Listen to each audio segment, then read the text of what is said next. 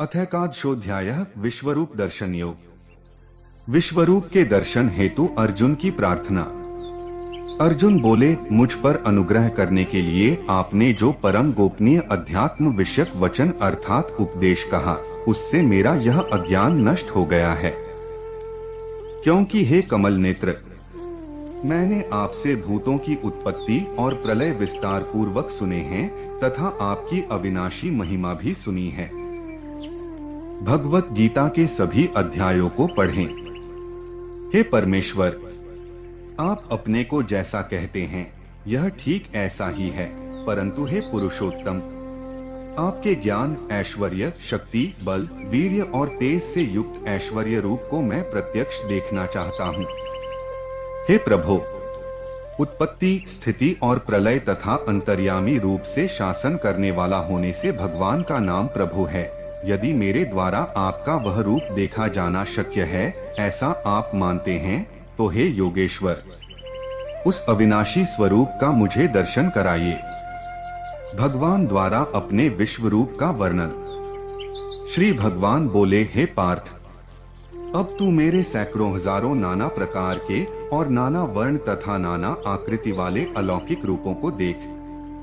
हे भरतवंशी अर्जुन, तू मुझ में आदित्यों को अर्थात अदिति के 12 पुत्रों को, 8 वसुओं को, 11 रुद्रों को, दोनों अश्विनी कुमारों को और 49 मरुद्गणों को देख तथा और भी बहुत से पहले न देखे हुए आश्चर्यमय रूपों को देख। हे अर्जुन, अब इस मेरे शरीर में एक जगह स्थित चराचर सहित संपूर्ण जगत को देख तथा और भी जो कुछ देखना चाहता हो सो देख। गुडाकेश, निद्रा को जीतने वाला होने से अर्जुन का नाम गुडाकेश हुआ था, परंतु मुझको तू इन अपने प्राकृत नेत्रों द्वारा देखने में निःसंदेह समर्थ नहीं है। इसी से मैं तुझे दिव्य अर्थात अलौकिक चक्षु देता हूँ। इससे तू मेरी ईश्वरीय योग शक्ति को देख। संजय द्वारा धृतराष्ट्र के प्रति विश्वरूप का वर्णन। संजय बोले, हे राजन, महायोगेश्वर और सब पापों के नाश करने वाले भगवान ने इस प्रकार कहकर उसके पश्चात अर्जुन को परम ऐश्वर्ययुक्त दिव्य स्वरूप दिखलाया। अनेक मुख और नेत्रों से युक्त, अनेक अद्भुत दर्शनों वाले, बहुत से दिव्य भूषणों से युक्त और बहुत से दिव्य शस्त्रों को धारण किए हुए और दिव्य गंध का सारे शरीर में लेप किए हुए, सब प्रकार के आश्चर्यों से युक्त, सीमारहित और सब ओर मुख किए हुए विराट स्वरूप परमदेव परमेश्वर को अर्जुन ने देखा। आकाश में 1000 सूर्यों के एक साथ उदय होने से उत्पन्न जो प्रकाश हो, वह भी उस विश्वरूप परमात्मा के प्रकाश के सदृश कदाचित ही हो। पांडुपुत्र अर्जुन ने उस समय अनेक प्रकार से विभक्त अर्थात पृथक पृथक संपूर्ण जगत को देवों के देव श्री कृष्ण भगवान के उस शरीर में एक जगह स्थित देखा। उसके अनंतर आश्चर्य से चकित और पुलकित शरीर अर्जुन प्रकाशमय विश्वरूप परमात्मा को श्रद्धा भक्ति सहित सिर से प्रणाम करके हाथ जोड़कर बोले। अर्जुन द्वारा भगवान के विश्वरूप का देखा जाना और उनकी स्तुति करना। अर्जुन बोले, हे देव, मैं आपके शरीर में संपूर्ण देवों को तथा अनेक भूतों के समुदायों को, कमल के आसन पर विराजित ब्रह्मा को, महादेव को और संपूर्ण ऋषियों को तथा दिव्य सर्पों को देखता हूँ। हे संपूर्ण विश्व के स्वामिन, आपको अनेक भुजा, पेट, मुख और नेत्रों से युक्त तथा सब ओर से अनंत रूपों वाला देखता हूँ। हे विश्वरूप, मैं आपके न अंत को देखता हूँ, न मध्य को और न आदि को ही। आपको मैं मुकुटयुक्त, गदायुक्त और चक्रयुक्त तथा सब ओर से प्रकाशमान तेज के पुंज, प्रज्वलित अग्नि और सूर्य के सदृश ज्योतियुक्त, कठिनता से देखे जाने योग्य और सब ओर से अप्रमेय स्वरूप देखता हूँ। आप ही जानने योग्य परम अक्षर अर्थात परब्रह्म परमात्मा हैं। आप ही इस जगत के परम आश्रय हैं। आप ही अनादि धर्म के रक्षक हैं और आप ही अविनाशी सनातन पुरुष हैं, ऐसा मेरा मत है।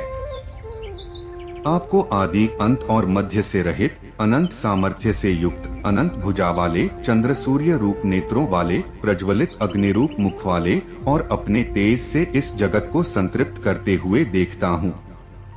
हे महात्मन, यह स्वर्ग और पृथ्वी के बीच का संपूर्ण आकाश तथा सब दिशाएं एक आप से ही परिपूर्ण हैं, तथा आपके इस अलौकिक और भयंकर रूप को देखकर तीनों लोग अतिव्यथा को प्राप्त हो रहे हैं।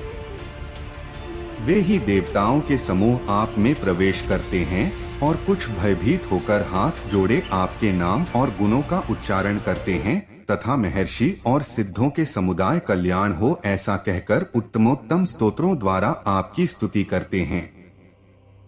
जो 11 रुद्र और 12 आदित्य तथा 8 वसु, साध्यगण, विश्वेदेव, अश्विनी कुमार तथा मरुदगण और पितरों का समुदाय तथा गंधर्व, यक्ष, राक्षस और सिद्धों के समुदाय हैं, वे सभी विस्मित होकर आपको देखते हैं। हे महाबाहो, आपके बहुत मुख और नेत्रों वाले, बहुत हाथ, जंघा और पैरों वाले, बहुत उदरों वाले और बहुत सी दाढ़ों के कारण अत्यंत विकराल महान रूप को देखकर सब लोग व्याकुल हो रहे हैं तथा मैं भी व्याकुल हो रहा हूँ। क्योंकि हे विष्णु, आकाश को स्पर्श करने वाले, दैदीप्यमान, अनेक वर्णों से युक्त तथा फैलाए हुए मुख और प्रकाशमान विशाल नेत्रों से युक्त आपको देखकर भयभीत अंतःकरण वाला मैं धीरज और शांति नहीं पाता हूँ। दाढ़ों के कारण विकराल और प्रलयकाल की अग्नि के समान प्रज्वलित आपके मुखों को देखकर मैं दिशाओं को नहीं जानता हूँ और सुख भी नहीं पाता हूँ। इसलिए हे देवेश, हे जगन निवास, आप प्रसन्न हो। वे सभी धृतराष्ट्र के पुत्र राजाओं के समुदाय सहित आप में प्रवेश कर रहे हैं और भीष्म पितामह, द्रोणाचार्य तथा वह कर्ण और हमारे पक्ष के भी प्रधान योद्धाओं के सहित सबके सब आपके दाढ़ों के कारण विकराल भयानक मुखों में बड़े वेग से दौड़ते हुए प्रवेश कर रहे हैं और कई एक चूर्ण हुए सिरों सहित आपके दांतों के बीच में लगे हुए दिख रहे हैं। जैसे नदियों के बहुत से जल के प्रवाह स्वाभाविक ही समुद्र के ही सम्मुख दौड़ते हैं, अर्थात समुद्र में प्रवेश करते हैं, वैसे ही वे नरलोक के वीर भी आपके प्रज्वलित मुखों में प्रवेश कर रहे हैं। जैसे पतंग मोहवश नष्ट होने के लिए प्रज्वलित अग्नि में अतिवेग से दौड़ते हुए प्रवेश करते हैं, वैसे ही ये सब लोग भी अपने नाश के लिए आपके मुखों में अतिवेग से दौड़ते हुए प्रवेश कर रहे हैं। आप उन संपूर्ण लोगों को प्रज्वलित मुखों द्वारा ग्रास करते हुए सब ओर से बार बार चाट रहे हैं। हे विष्णु, आपका उग्र प्रकाश संपूर्ण जगत को तेज द्वारा परिपूर्ण करके तपा रहा है। मुझे बतलाइए कि आप उग्र रूप वाले कौन हैं? हे देवों में श्रेष्ठ, आपको नमस्कार हो। आप प्रसन्न होइए। आदि पुरुष, आपको मैं विशेष रूप से जानना चाहता हूँ क्योंकि मैं आपकी प्रवृत्ति को नहीं जानता। भगवान द्वारा अपने प्रभाव का वर्णन और अर्जुन को युद्ध के लिए उत्साहित करना। श्री भगवान बोले, मैं लोगों का नाश करने वाला बढ़ा हुआ महाकाल हूँ। इस समय इन लोगों को नष्ट करने के लिए प्रवृत्त हुआ हूँ। इसलिए जो प्रतिपक्षियों की सेना में स्थित योद्धा लोग हैं, वे सब तेरे बिना भी नहीं रहेंगे, अर्थात तेरे युद्ध न करने पर भी इन सब का नाश हो जाएगा। अतएव तू उठ, यश प्राप्त कर और शत्रुओं को जीतकर धन धान्य से संपन्न राज्य को भोग। ये सब शूरवीर पहले ही से मेरे ही द्वारा मारे हुए हैं। हे सव्यसाचिन, बाएं हाथ से भी बाण चलाने का अभ्यास होने से अर्जुन का नाम सव्यसाची हुआ था। तू तो केवल निमित्त मात्र बन जा। द्रोणाचार्य और भीष्म पितामह तथा जयद्रथ और कर्ण तथा और भी बहुत से मेरे द्वारा मारे हुए शूरवीर योद्धाओं को तू मार। भय मत कर, निःसंदेह तू युद्ध में बैरियों को जीतेगा, इसलिए युद्ध कर। भयभीत हुए अर्जुन द्वारा भगवान की स्तुति और चतुर्भुज रूप का दर्शन कराने के लिए प्रार्थना।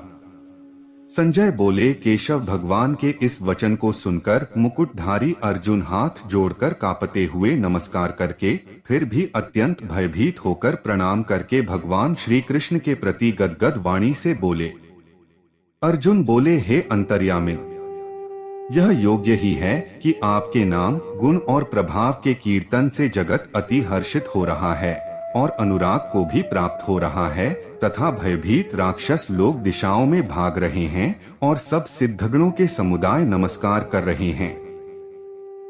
हे महात्मन, ब्रह्मा के भी आदिकर्ता और सबसे बड़े आपके लिए वे कैसे नमस्कार न करें, क्योंकि हे अनंत, हे देवेश, हे जगन निवास, जो सत असत और उनसे परे अक्षर अर्थात सच्चिदानंद घन ब्रह्मा है, वह आप ही हैं।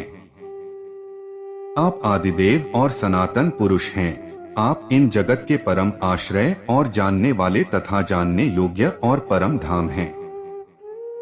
हे अनंत रूप, आपसे यह सब जगत व्याप्त अर्थात परिपूर्ण है।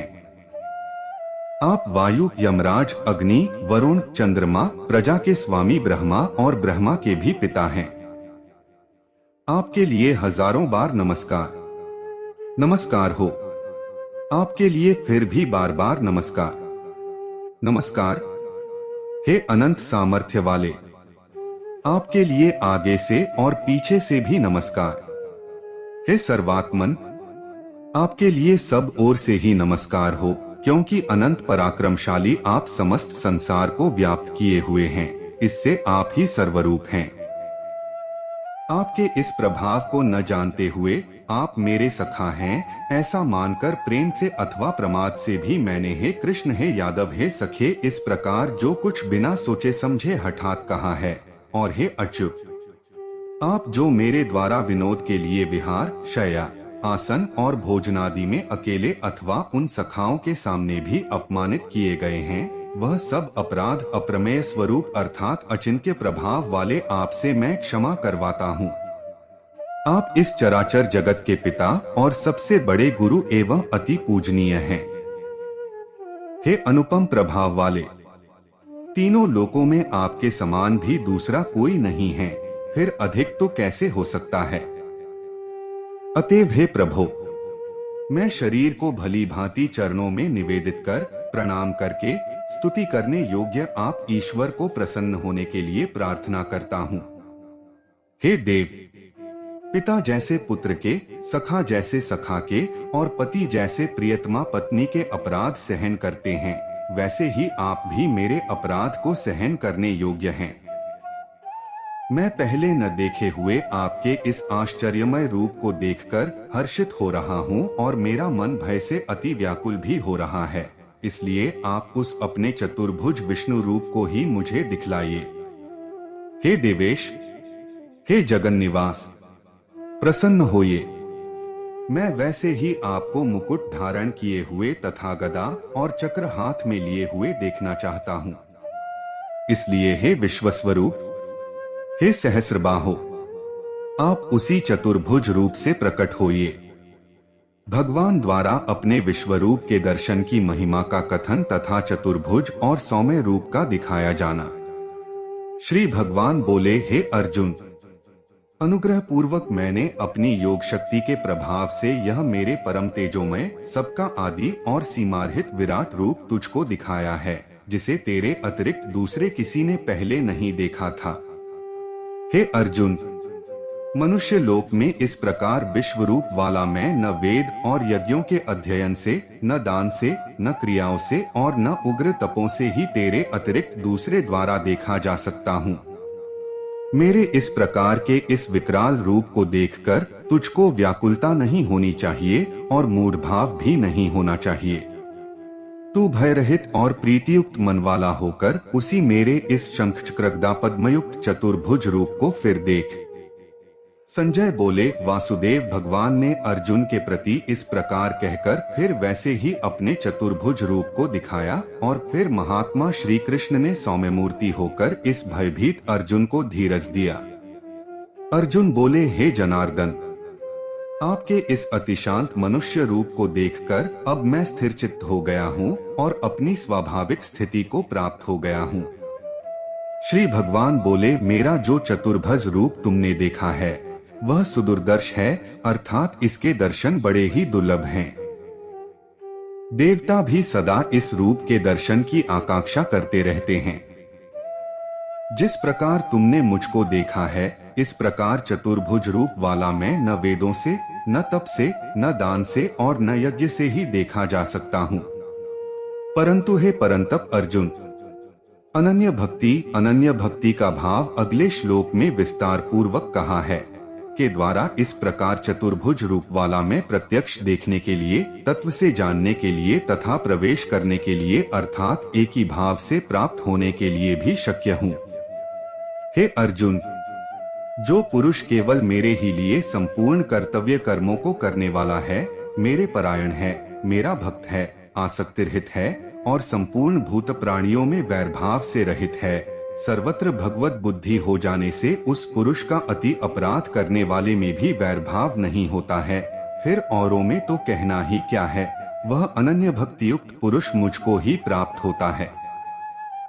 ओम तत्सदिति श्रीमद्भगवद्गीतासु उपनिषत्सु ब्रह्म विद्यायां योगशास्त्रे श्री कृष्णार्जुन संवादे विश्वरूप दर्शन योगो नामैकादशोऽध्यायः।